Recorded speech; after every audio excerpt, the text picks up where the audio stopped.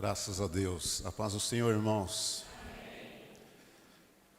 Bendito é o nome do Senhor. Abra sua Bíblia. Segunda carta do apóstolo Pedro, o primeiro capítulo. Segunda carta do apóstolo Pedro, o primeiro capítulo. Glória a Jesus. Todos acharam? Amém?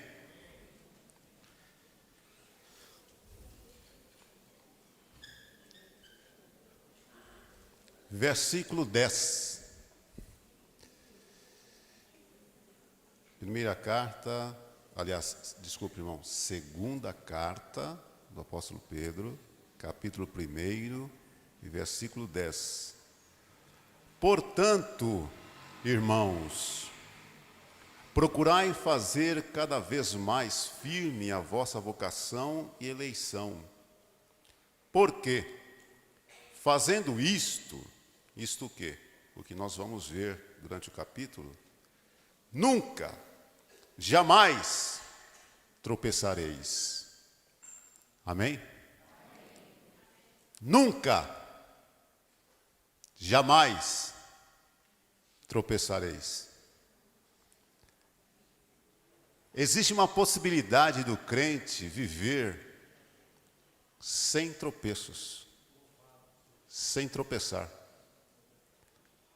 E o apóstolo Pedro, apenas para completar o versículo, o pensamento dele aqui, vá para o verso 11 e diz assim: porque assim vos será amplamente concedido a entrada no reino eterno de nosso Senhor e Salvador Jesus Cristo. Pelo que não deixarei de quê? Então, já perceba que esta palavra é uma exortação. Sempre acerca destas coisas, ainda que bem as saibais, e estejais confirmados na presente verdade. Pedro diz assim: eu sei que você sabe de tudo que eu vou escrever aqui, ou que eu escrevi, ou no nosso caso aqui, tudo que eu vou falar eu sei que vocês já sabem. Mas assim como o apóstolo Pedro está dizendo, assim, apesar disso eu vou insistir em exortar-vos sobre essas coisas. O pastor, ele falou assim na oração do Pai Nosso, guarda-me, livrai-me da tentação. A vida cristã, irmão, ela não acontece assim de forma automática, certas coisas. Uma ação leva a uma situação leva a outra situação, e assim vai. Nada acontece por acaso. Deus te livra do mal. Deus te livra da tentação. Mas não é assim por acaso. Não é assim, a ovelha teimosa que arrisca e fala, vamos ver se vai dar certo. Se Deus livrar, creio que Deus vai livrar. Não. Existe a responsabilidade para que isto tudo aconteça. E o apóstolo Pedro, ele vai iniciar essa carta, ele vai trazer para nós, dizendo assim, eu vou mostrar para vocês que a vida cristã é uma caminhada, é uma escada, de degrau em degrau, e que você precisa subir esses degraus, mas de um degrau para o outro não é fácil subir, porque exige uma disciplina, uma mordomia cristã, para você ir crescendo. E esta carta do apóstolo Pedro, ele tem como objetivo mostrar para você a necessidade que você tem em crescer na vida cristã. Você não foi chamado para simplesmente aceitar a Jesus, dizer, creio, ok, agora vou sentar aqui e vou aguardar a vinda de Jesus. Não. Existe um universo de coisas para que você faça, realize, alcance, viva. O apóstolo Pedro vai dizer aqui nessa carta a necessidade de termos conhecimentos de Jesus. Conhecimento aqui não é apenas intelectual, mas uma relação com Jesus. A necessidade de termos uma relação pessoal com Jesus. De termos conhecimentos, experiências com Jesus. E ele vai falar também aqui das questões da fé, que é uma das primeiras qualidades das virtudes e de algo que nós recebemos de Deus. Porém, a fé só em si não é o que nós precisamos. Pedro vai mostrar aqui que a fé é o início, mas você precisa caminhar e crescer, e crescer, e crescer muito mais, muito mais, muito mais. E quanto mais você cresce, mais você cresce. Quanto mais você cresce, mais você precisa crescer, porque você serve a um Deus insondável, infinito, grande, poderoso, majestoso, excelso, aquele que faz todas as coisas, cria. E olha, é algo inacessível se você não tiver o conhecimento e a relação com Cristo. Então, Pedro, ele vai começar o verso 1 da seguinte forma, 1 em 1 de 2 Pedro, diz assim: Simão Pedro, servo e apóstolo de Jesus Cristo. Pedro, ele começa a carta dizendo o seguinte: primeiro, servo, em seguida, apóstolo. Todos nós devemos ter essa consciência, você precisa ter essa consciência de que você é servo de Jesus. Servo de Jesus, você tem um Senhor. Você tem a quem deva satisfações. Você tem a quem obedecer. Você não é livre, no sentido de vou fazer o que quero, como quero e do jeito que quero, e depois lá no final vou ser livre. Não. Você serve a um Deus. Esse Deus, ele tem princípios. Esse Deus, ele tem leis. Esse Deus, ele tem estatutos. Esse Deus, ele tem revelações dadas ao homem através da palavra que você precisa segui-lo. E o apóstolo Pedro diz assim, servo. Logo ele diz assim, olha, não falo de mim mesmo.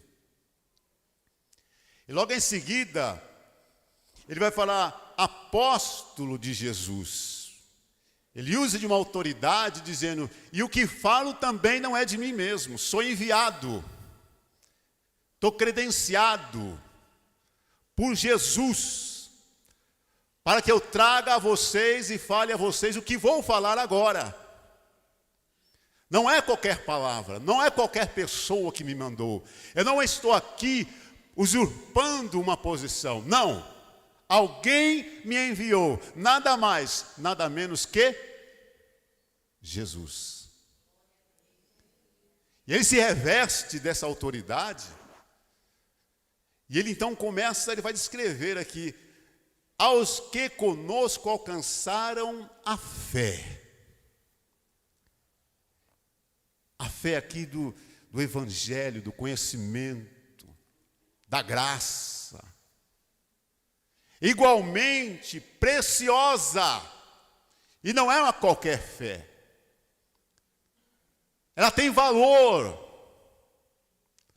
Portanto, você precisa ter a responsabilidade de exercer essa fé, entendendo que ela foi entregue para você, mas teve um preço pela justiça do nosso Deus e Salvador Jesus Cristo. Ou seja, Deus pratica a justiça em Cristo para que você alcançasse essa fé que está em você hoje. Não caiu de graça. Alguém pagou para que você alcançasse a fé. E Pedro, ele começa, é importante, porque ele vai falar aqui, você pega o Pedro, discípulo de Jesus, aquele Pedro novo, cheio de energia, afobado, né? Mas ele se torna apóstolo, é disciplinado por Jesus. Jesus sobe ao céu, ele então se torna o apóstolo, ele começa a crescer em influência entre os apóstolos. Quem está falando aqui é um apóstolo que tinha intimidade com Jesus. Jesus tinha 12 apóstolos, teve 12 apóstolos. Dos 12, 3 eram mais próximos de Jesus: Pedro, Tiago e João. Desses, o que mais teve experiências pessoais com Jesus enquanto Jesus terreno foi Pedro. E é importante que Pedro, ele começa nessa carta, Pedro já idoso. É impossível você ler essa carta se você não ler com um pensamento, com um espírito de que você está olhando. O tom dessa carta é um tom grave, é um tom de um pastor que tem zelo, porque Pedro escreve a segunda carta tendo em vista alguns ensinadores que estavam nas igrejas da Ásia Menor, ensinando coisas que ele não tinha ensinado. E Pedro então se levanta, escreve essa carta exortando os irmãos sobre isso, sobre os falsos profetas que estavam no meio da igreja. E essa carta, esse som, esse ensino, você tem que olhar para essa carta dizendo assim: é um pastor que está falando comigo, não é um evangelista, não é um mestre. O tom dessa carta, o tom da mensagem é um tom pastoral, em que traz a exortação para você de que, se você cumprir os requisitos que ele vai dizer aqui, jamais você há de tropeçar. Jamais. Ele vai aqui, olha, fazendo isto, nunca. Aí ele já não satisfaz com nunca, ele fala assim: jamais tropeçareis. Não há possibilidade de você tropeçar, se você seguir os requisitos que ele vai dizer aqui. E a parte 2, verso 2, diz assim: graça e paz vos sejam multiplicadas pelo conhecimento de Deus e de Jesus nosso Senhor. Graça e paz. Primeiro ele já começa dizendo, primeiro você precisa entender a graça de Deus na sua vida. Deus concedeu graça para você. E a graça de Deus trouxe Jesus para nós. E Jesus nos fez aliança com Deus e nos trouxe a paz para com Deus. Nós temos paz com Deus mediante Jesus.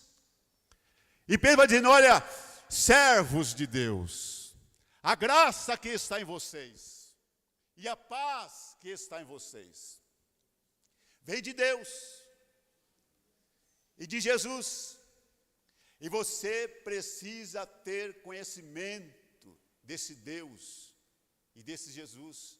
Não conhecimento apenas intelectual, mas relação com Deus.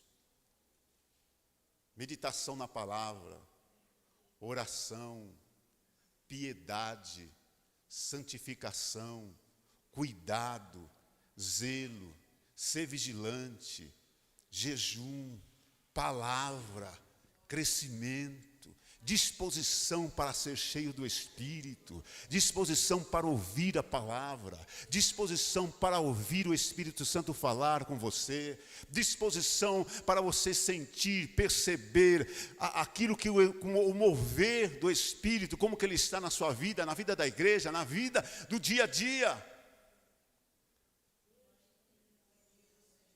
A palavra é importante, a oração também é importante, e o importante da oração, por exemplo, é que quanto mais você ora, aprendi isso esta manhã, quanto mais você ora, mais o teu espírito fica sensível ao mover do Espírito Santo de Deus. Quanto menos você ora, surdo você se torna àquilo que o Espírito de Deus tem para com você. E o apóstolo Pedro ele vai dizendo isso aqui, dizendo, olha, conhecimento de Deus e de Jesus. Visto, verso 3, como o seu divino poder, preste atenção nisso, porque não há desculpas. Visto, como o seu divino poder nos deu o que, irmão? Pode falar alto. Tudo. Não foi 50%. Não foi 70%, 99,9%. O poder de Deus, o poder do Evangelho, o poder deu tudo o que diz respeito à vida e piedade.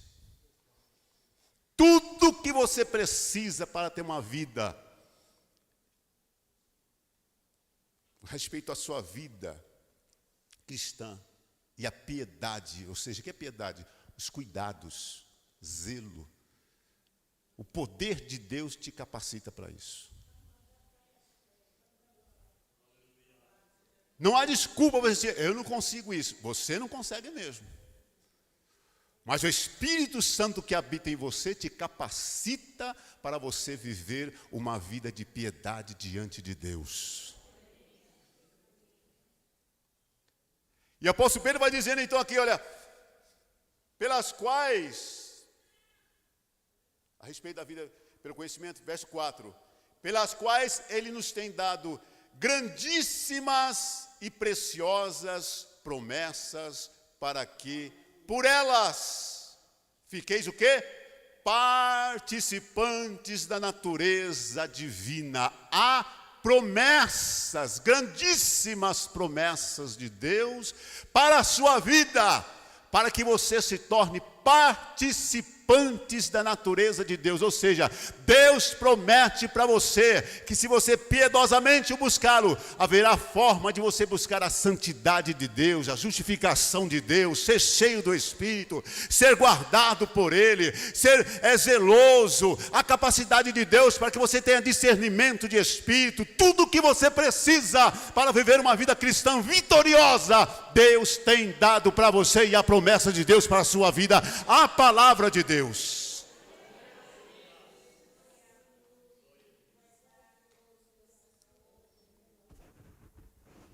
O apóstolo Pedro aí continuou dizendo assim: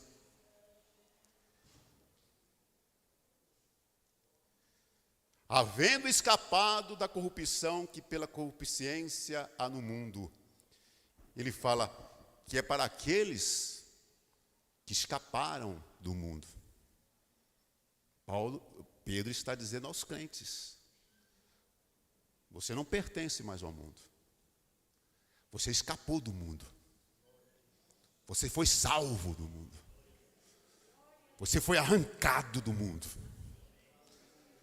Você estava no império das trevas e foi colocado no reino da luz.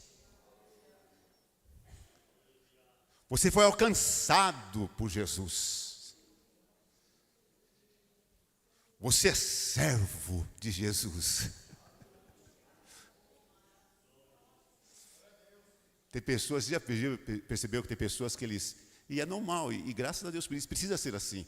Tem pessoas que eles têm, e não estou criticando, é normal, é bom. Tem pessoas que dizem assim, e você? Antigamente, hoje não, porque hoje já foram tudo embora do Brasil. Mas antigamente, há 20 anos atrás, falavam assim, onde você trabalha? Eu trabalho na Volkswagen do Brasil. Eles enchem a boca para falar, né? Volkswagen do Brasil. Onde você trabalha? Eu trabalho na BASP. Eu trabalho na Varig. Se fosse piloto da Varig, então, vou falar para você, você era o cara. Não é? Porque você enchia. Apóstolo Pedro, ele começa a credencial dizendo assim, quem é você, Simão Pedro? Ele diz, servo e apóstolo de Jesus. Você se alegra por isso, irmãos? Servo de Jesus. Servo de Jesus.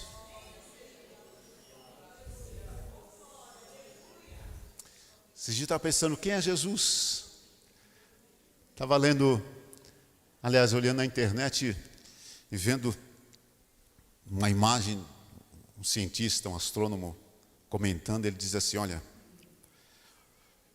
o astrônomo dizendo, é impossível você não acreditar em Deus. E ele vai falar, e ele começou a explicar, veja só, como é fácil você acreditar em Deus.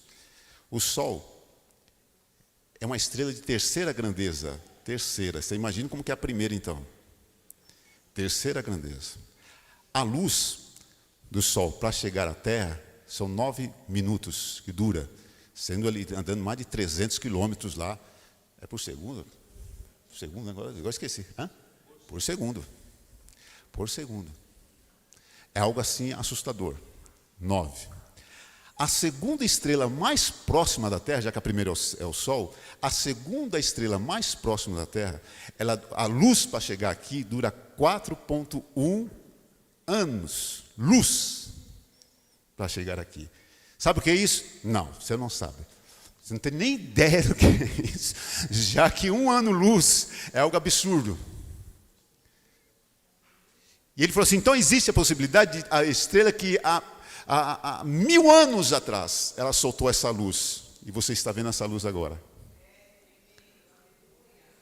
E ele começou a explicar tudo isso aí. Aí eu lembrei de Gênesis, dizendo assim, haja luz. E houve luz.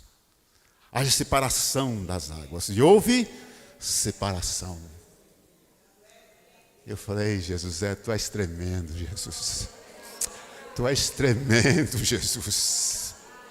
Quem sou eu para te servir? Quem sou eu para que o Senhor se lembre de mim? E ele estava dizendo assim, nós vivemos numa galáxia chamada Via Láctea, onde existem bilhões de estrelas. A Terra é apenas um grão de areia nessa galáxia. É um grão de areia. Uma galáxia que existe bilhões de estrelas.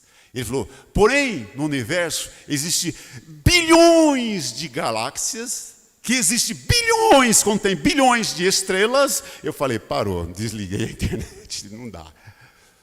Aí eu lembrei daquela passagem, e Deus chama cada uma delas pelo seu...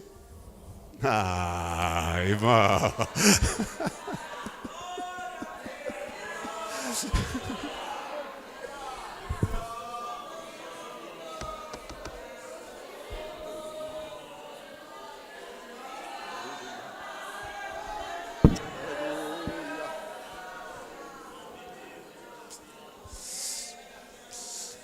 É esse Deus que você serve, crente. É esse Deus que você serve. Nós estamos falando das macros. E se você for para o universo das micros, o que é coisa absurda também. E por isso que Pedro diz aqui, servo de Jesus. Ele fala assim, tem coisa melhor do que isso. Servo de Jesus. Servo. Quando alguém perguntar para você, quem é você? Diga assim, eu? Servo de Jesus. Só isso. Mais nada. Basta. Glória a Deus. Amém? Oh, Jesus. Verso 5. E vós também, pondo nisto mesmo toda a diligência, ou seja, empenho, zelo, esforço. Viu? Como não cai nada do céu? Não cai nada do céu. Eu vi uma frase um dia na traseira do caminhão dizendo assim, ó, não cai nada do céu. E o que caiu não foi bom.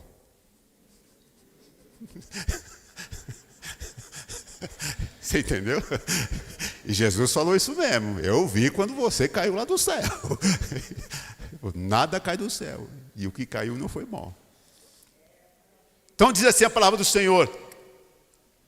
E vós também pondo nisto mesmo toda a diligência, empenho, esforço, disciplina. Você pensa que é fácil jejuar? Não é fácil não, irmão, fala a verdade. Se você não se importa com o café da manhã, tudo bem. Meu cunhado, nós tirava dias juntos para jejuar. Meu cunhado não se importa com café, mas o almoço é sagrado. No meu caso, almoço nem tanto, mas o café da manhã, para mim é sagrado. E eu falava para ele assim, o jejum, além de ser uma oferta, não é um sacrifício? É. Qual o sacrifício que eu vou ter no almoço? Nenhum. E você? Qual o sacrifício que eu vou ter no café? Nenhum. Café para mim tomando, não tomando. Agora o meu almoço, eu falei, pois aí tá. Jejue o teu almoço, eu vou jejuar meu café. Vai ser uma luta. Não é fácil. É disciplina. É empenho. Não é fácil. É fácil você passar uma noite em oração? Não, não é fácil não. Mas às vezes não é necessário passar uma noite em oração? Sim ou não? Sim ou não? Porque você está com medo de dizer que se passar uma noite de oração. Você nunca passou uma noite de oração? Olha lá, irmão, vigia. Mas é importante a disciplina. Diz assim a palavra do Senhor: acrescentai a vossa fé. Aí o apóstolo Pedro agora ele vai começar a dizer algo importante para você. Acrescentai a vossa fé, verso 5. A virtude, ou seja, boas qualidades, que a Bíblia recomenda para você. Boas qualidades. E entre essas qualidades você pode buscar lá no fruto do Espírito. São as melhores qualidades que o Espírito pode oferecer para você ter uma qualidade de vida cristã abundante, crescente. E ele ainda vai dizer assim: a virtude acrescente a ciência, conhecimento de Deus, relacionamento com Deus, intimidade com Deus, diligência em ler a palavra de Deus, diligência em buscar na palavra, orando, jejuando, para que o Espírito seja fortificado, para que você vença o mundo, vença as tentações. É difícil você vencer tentação, meu querido irmão. Ei, escute aqui. É difícil você vencer tentação sem oração, sem jejum, sem a palavra. É difícil. A palavra alimenta, a palavra santifica, a palavra lava, a palavra molda os seus pensamentos, a palavra direciona as suas atitudes, a palavra faz você guardar os seus pés, a palavra faz você guardar a sua boca, a palavra faz você vigiar com seus olhos, a palavra faz você crescer, a palavra faz você visualizar o futuro presente, a palavra faz você conhecer quem é Jesus de verdade. A palavra faz você conhecer quem é o Deus que você serve.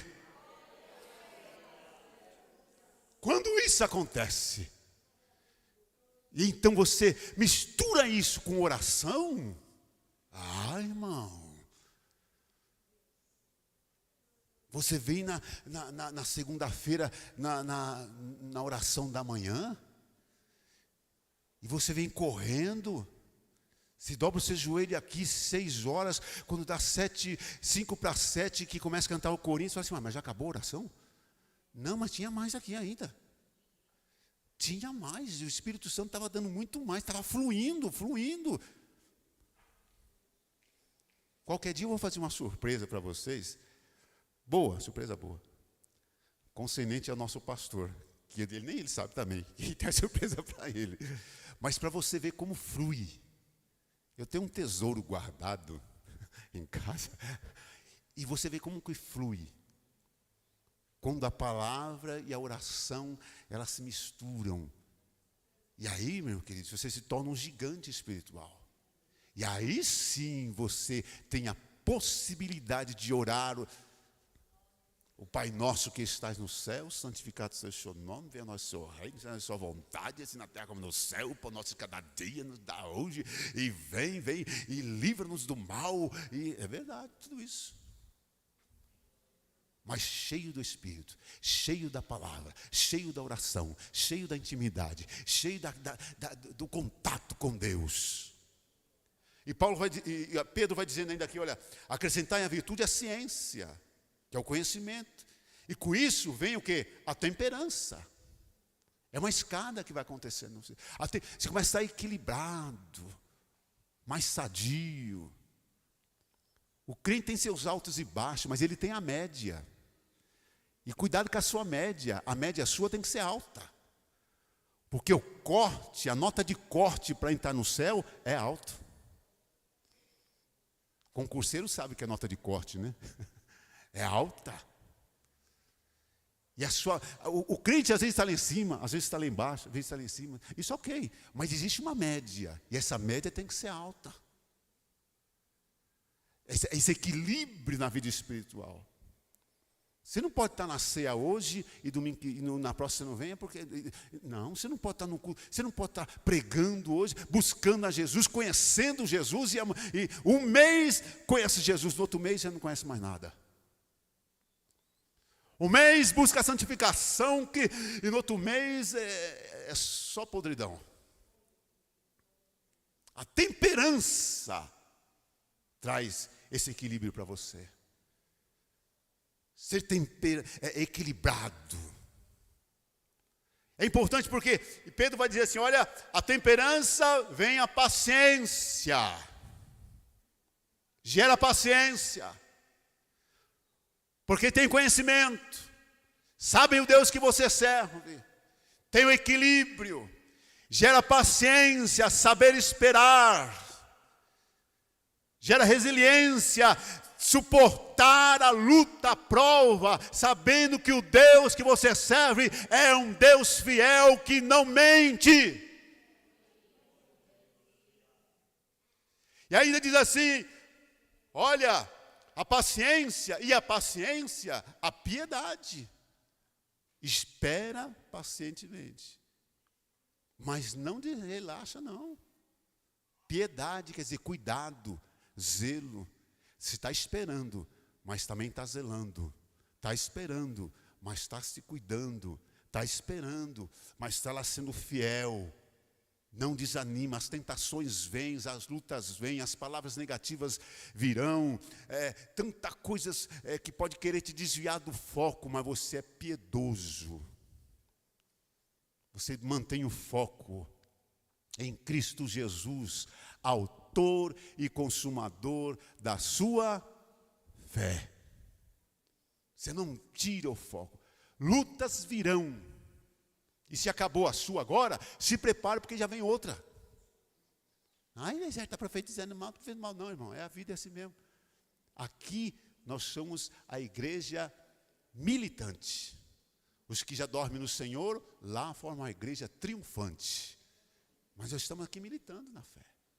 Mas a garantia é que todos nós seremos vencedores. Amém? Não é, irmão? É o apóstolo Pedro que diz que seria uma exortação e uma palavra pastoral. Alimenta aí, amém?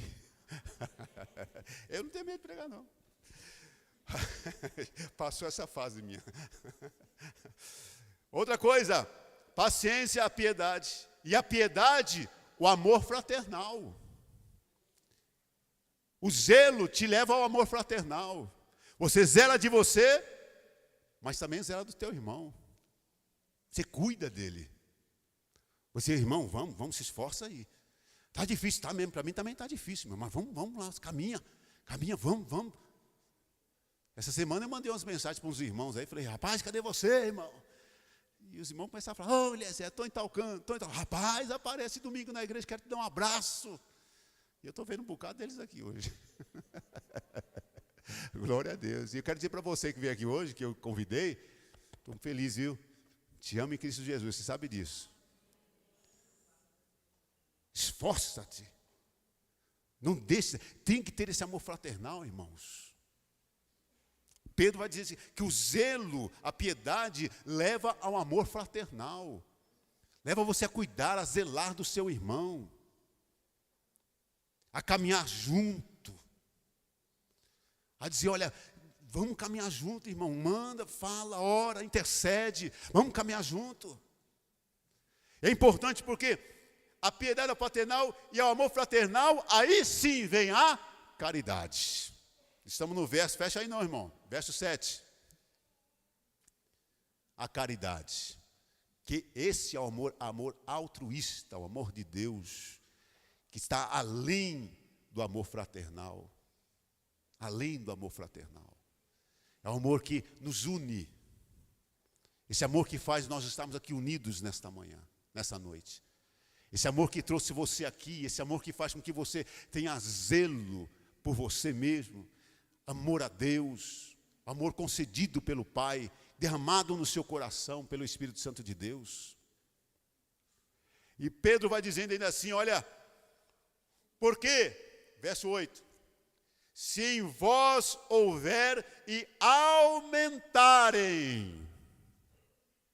Amém? Não é só ter, tem que aumentar essas virtudes. Aumentarem essas virtudes aí, estas coisas. Não vos deixarão ociosos nem estéreis no conhecimento do nosso Senhor Jesus Cristo. Crente ocioso, isso é um perigo, irmão. Eu não quero nada. Eu estou indo na igreja, se eu chegar no céu arrastado, tá bom. Que conversa é essa, irmão? Quem disse que vai chegar no céu arrastado? Quem disse isso para você que chegar no céu arrastado? Você já imaginou? Jesus veio ao mundo, morreu na cruz, vitorioso, igreja vitoriosa, triunfante, exército do Senhor, guerreiros de Deus. A imagem que o crente tem é de um crente arrastado chegando no céu. Irmão, nós vamos chegar com trombeta. É anjos, arcanjos, querubins, é Jesus, irmão, que está vindo. É o exército de Deus na frente, abrindo o caminho, Jesus vindo para arrebatar a sua igreja, o Espírito Santo pegando a igreja, arrebatando, ressuscitando os que já dormem, juntos vamos até as nuvens, chega nas nuvens, encontra com Jesus, vai ao encontro, vai para a festa, um exército de vitoriosos. Esse negócio de crente que chega, não, sei não. Por isso que a Bíblia fala aqui, olha aqui, ociosos. Não, Jesus não quer você ocioso. Existem muitas coisas. Nós acabamos de ler aqui preciosas promessas para você. E você precisa tomar posse delas todas. Para que haja crescimento, para que haja abundância, para que Hebreus, lá nos últimos capítulos de Hebreus, se cumpra na vida do pastor. Que diz que se vocês foram pessoas, ovelhas desobedientes, tribulosas, se tornam pesado para o pastor. O pastor não... É mais ou menos assim que diz lá. Mas crentes ociosos que não têm a visão, que não sabem o que é que Deus tem com você. O que Deus tem com você, irmão? Quais são as promessas de Deus para a sua vida? O que Deus tem falado com você? As promessas de Deus não mudam assim, não. Não. As promessas de Deus não mudam assim, não. São condicionais? São condicionais para você. Porque Deus não muda. Deus não muda. E crentes ociosos, crentes que não buscam, crentes que não crescem, crentes que não dá fruto, crentes que não dá conhecimento. Aí vem o verso 9 para nós terminarmos, diz assim: Pois aquele em que não há estas coisas é... Aí Pedro pegou pesado. É cego. Cego. Crente cego. Crente cego. Nada vendo ao longe, havendo se esquecido da purificação dos seus antigos pecados. Como certa vez o pastor pregou aqui. Irmão, de você só lembrar o que Jesus fez para você na cruz do Calvário, já era tudo para que você pudesse ser um crente abençoado, alegre, feliz, cantando, saindo, pulando por aí e falando de Jesus, só por Ele ter perdoado os seus pecados. Só de ter recebido perdão de seus pecados. E Pedro diz assim, quando você se torna ocioso e estéril, você se torna um cego, esquecendo até daquilo que aconteceu lá atrás com você. Aí Pedro fala, portanto, verso 10, irmãos, procurai fazer cada vez mais firme a vossa vocação e eleição. De que forma? Fazendo isso aqui que ele acabou de dizer. Porque fazendo isto o quê? O que nós acabamos de meditar. Fazendo isto, nunca. Aí ele não se conforma, ele fala assim, não, acho que nunca o pessoal não vai entender, não. Vou dizer mais forte ainda para vocês. jamais tropeçareis. Aleluias. Aleluias. Oh, glória a Deus. E para fechar, Pedro não se contenta, ele fala assim, porque assim vos será, fazendo essas coisas, porque assim vos será amplamente concedido a entrada no reino eterno.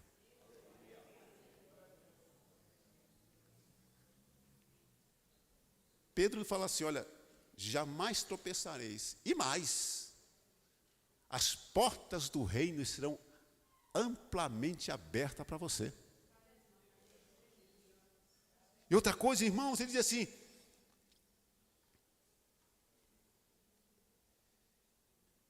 verso 12, pelo que não deixarei de exortar-vos sempre acerca destas coisas, ainda que bem as saibais. Eu sei que tudo que eu preguei aqui você já sabe. Estejais confirmados na presente verdade. Eu sei que eu preguei aqui, e eu sei que você tem a certeza da tua salvação. Como diz aqui a palavra do Senhor aqui, ó, confirmados na presente verdade. Eu sei que todos nós estamos confirmados na verdade. Temos o selo do Espírito Santo. Se Jesus voltar agora, nesse momento, sabemos que a igreja do Jardim Helena será arrebatada. Mas Pedro, mesmo assim, ele olha para a igreja da Ásia Menor e diz assim, apesar disso, irmãos, eu insisto em exortar-vos sobre essa questão aqui. Porque a minha preocupação com os falsos profetas que estão aí. E a minha vontade, o meu desejo é que vocês cresçam na fé. Cresçam na fé. E crescer na fé não quer dizer assim, eu tenho 40 anos de crente, então tenho mais crescimento na fé do que esse irmão que tem 2 anos de crente. Tem nada a ver. Tem nada a ver. Tem irmão que tem 40 anos de crente e é uma criança na fé. E tem irmão que tem 3 anos de crente, é um gigante na fé. Porque isso depende do quê? De diligência, de busca. Não é de tempo, casa, tempo de igreja, não. Tem crente que tem 40 anos de crente, misericórdia, irmão. Você conversa 5 minutos com ele e fala, Jesus amado, onde esse homem passou os 40 anos de igreja dele? Que Bíblia que esse homem leu? E você às vezes encontra um crente de 3 anos de crente, pastor. Você fala, rapaz, esse homem está comendo Bíblia. Esse homem está crescendo na fé. Esse homem está nadando abraçadas na graça, na fé, no conhecimento em Cristo Jesus, no crescimento. O apóstolo Pedro vai falar exatamente isso aqui, dizendo, olha, cresçam na fé, mas não se contente com isso apenas. Vá crescendo cada vez mais. Uma coisa chama a outra, uma coisa chama a outra, uma coisa chama a outra. E aí eu garanto para vocês, nunca, jamais tropeçareis. Deus te abençoe. Que essa palavra alcance guarida no seu coração. E que você entenda que a vida cristã é uma caminhada de crescimento e responsabilidade. Não cai do céu na sua cabeça, mas necessita de cuidados, zelo, esforço. Porque tudo que você precisa, a nível de poder de Deus, já foi entregue na tua vida. Amém?